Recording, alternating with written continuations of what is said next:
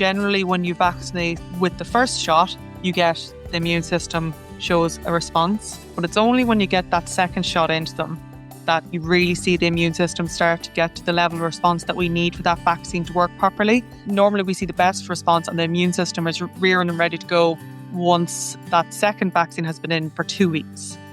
Hello, I'm Kieran Lynch and welcome to OviCast, the Teagasc Sheep podcast. Each episode, I bring you latest insights, advice and technical updates for the sheep industry. In this episode, we're joined by Eleanor Brady, Ruminant Veterinary Manager with MSD Animal Health, to discuss the critical role of Clostridial vaccination ahead of lambing. Eleanor outlines the impact of Clostridial disease and the significant loss it can cause if not properly controlled. We explore optimum timing of vaccination in ewes before lambing and how to maximise passive transfer of immunity to lambs through colostrum, and what this means for early lamb protection. Just in terms of Clostridial vaccines, we're a time of the year where that really comes into focus. Maybe just as a little bit of background, could you explain a little bit more about Clostridial disease and how it can impact sheep? Clostridial disease definitely isn't a new thing. It's been around for a long time. The result of Clostridial disease, unfortunately, generally, most of the time ends in death. As vets, we generally don't get called out to animals that we think have Clostridial disease. They're generally either found dead or dying. So where do Clostridia come from? To be honest, they're everywhere, Kieran. So they can be found in soil. They can be found in the intestinal tract of the animal in question, just naturally there, not doing anything. It's when these things tend to replicate and start to produce toxins that they start to cause a problem. So we're really trying to not get to that stage of toxin production. And look, when we are talking about there are multiple different strains, I suppose we also know that they affect animals at different stages. Yeah, so honestly, Kieran, Clostridial diseases affect animals at all stages of life, some at different stages. One example would be lamb dysentery. So that's generally in our young lambs under 3 weeks of age. Then we might move on to things like pulpy kidney does affect lambs early on, and then right the way through to things like blackleg, tetanus, braxy, struck. There's loads of different things out there that can affect them at any age. So it is a family of diseases that affects all ages. Look, I suppose, Eleanor, there's a lot of challenge on farms and a lot of disease we try and control. Above all of them, with Clostridial disease, we have very effective multivalent vaccines available that can keep these in check. And I suppose that's the focus of what we're going to chat about. In terms of the vaccine use, talk to me a little bit about how we go about doing this properly in terms of timing, booster shots, and how we elicit that immunity in animals to fight it. Yeah, so there's a couple of different vaccines out there, I suppose, namely the ones that I can talk to you about, Kieran, would be HeptiVac P+ and Teagasc 10. So the proper use of those is obviously very, very important in getting our immunity for our animals. So with HeptiVac P+, it's a very, very commonly obviously used vaccine on Irish farms.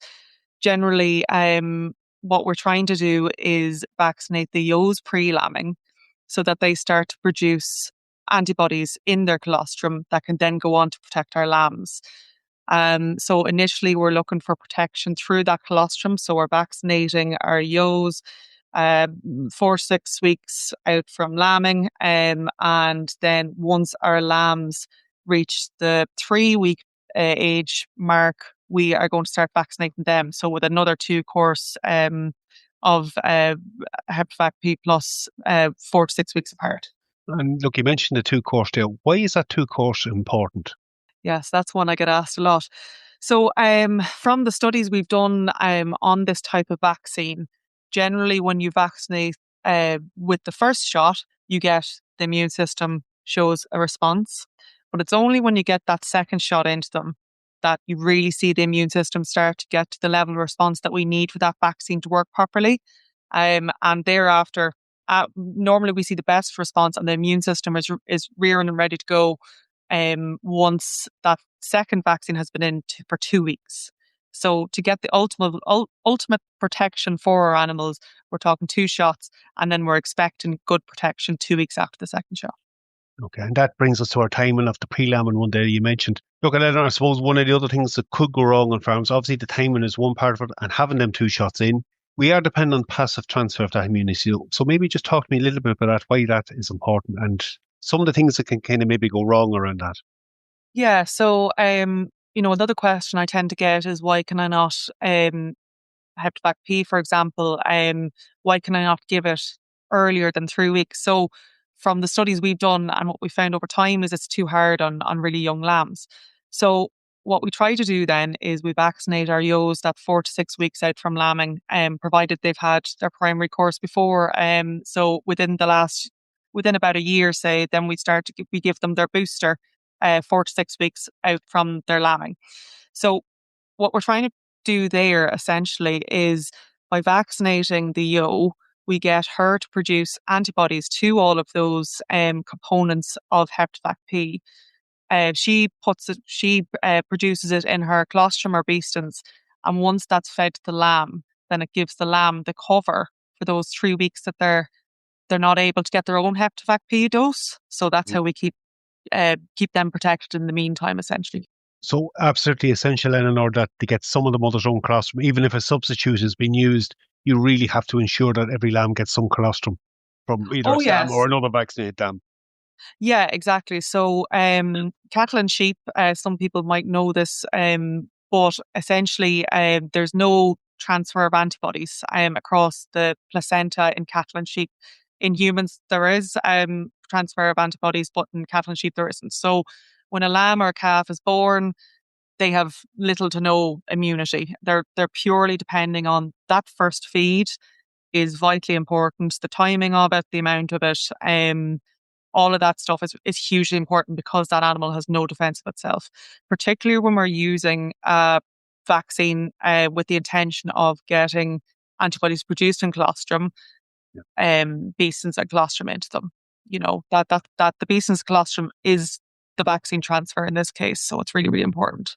And obviously then the whole cascade of things of ensuring there's correct colostrum there, correct condition, animals are healthy doing it, all that becomes important at that point as well.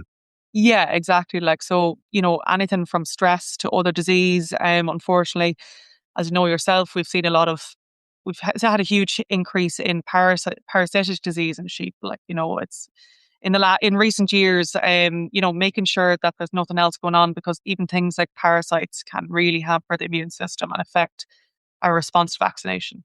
Look, down to the practicalities of the vaccine itself, with the best will in the world, we could have everything else done right. But if we don't handle that vaccine right, if we don't administer it right, we could potentially have an impact on its efficacy. So, in terms of handling it, like keeping that cold chain correct, usage from opening that bottle, what are the best practice strategies around that?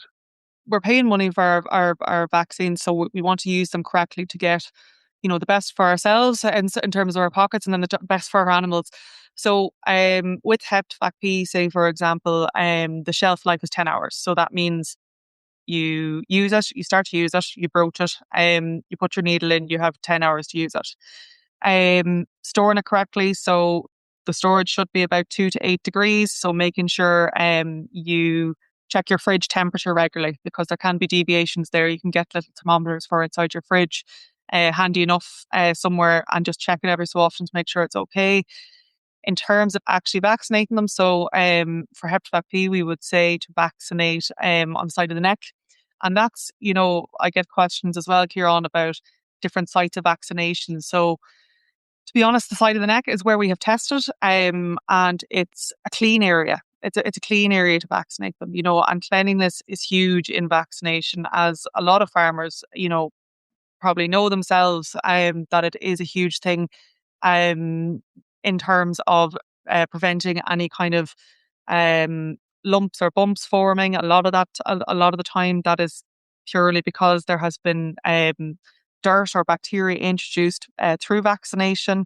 So, keeping the area clean and making sure we use the right needles. So, if you are vaccinating, you really need to be changing the needle every time. And using an auto vaccinator gun is also a good idea, just in terms of getting the right dose, especially if you have big numbers. Making sure that your needles aren't blunt. So, blunt needles are going to stress the animal and they're going to really, they might cause a bit of inflammation in the skin as well in the injection site. Like some of this seems simple, but even the use of that automatic vaccinating gun, you're not breaching that bottle with a dirty needle as opposed to using a syringe, for instance, doing it. But I take a point there, like changing over the needles fairly regular, watching for them being blunt. I mean, careful maybe where you leave that gun down when you're actually doing that vaccination process. Yeah, exactly. It's all these little things that we need to really think about whenever we're vaccinated, and especially when we're trying to avoid lumps and bumps and we want to get the best use of our vaccine, using it properly, using it cleanly, using it as your data sheet that comes with the product says is the best thing to do. Look, Eleanor, we've covered most of the basics there around good handling and good technique. And look, we obviously get them questions like when we break on a bottle, we have to use at time. That's where a little bit of planning comes into this. But it is one of those conditions that we can effectively minimise on farm if we do put a good vaccination process in our procedure in place. Myself personally, from a veterinary standpoint, if you're going to vaccinate for anything, to me, it's going to be Clostridial disease because there's nothing we could do about it, Kieran. It's there, it's everywhere. It's in the intestinal tract anyway. It's in the soil anyway. Clostridial spores even can live for a long time. One example would be tetanus spores can live in the ground for 80 years. They're a really tough thing to get rid of. Once the animal succumbs to the effects of toxins, that's it really, there's no treating it, or most of the time they're just found dead. So, the cost of vaccinating them versus the cost of a dead animal is, they're not comparable, I think. Eleanor, look, really appreciate you coming on. Certainly timely at the moment, and it was good having you on, give us that background to it today. Thanks for having me, Kieran. We'll leave it there for this episode. I'd like to thank Eleanor again for coming on with us and offering some very useful tips around Clostridial vaccination. Certainly relevant at the moment. That's it for me. I'm Kieran Lynch. Thanks for joining us. Don't forget to subscribe and follow us wherever you get your podcasts.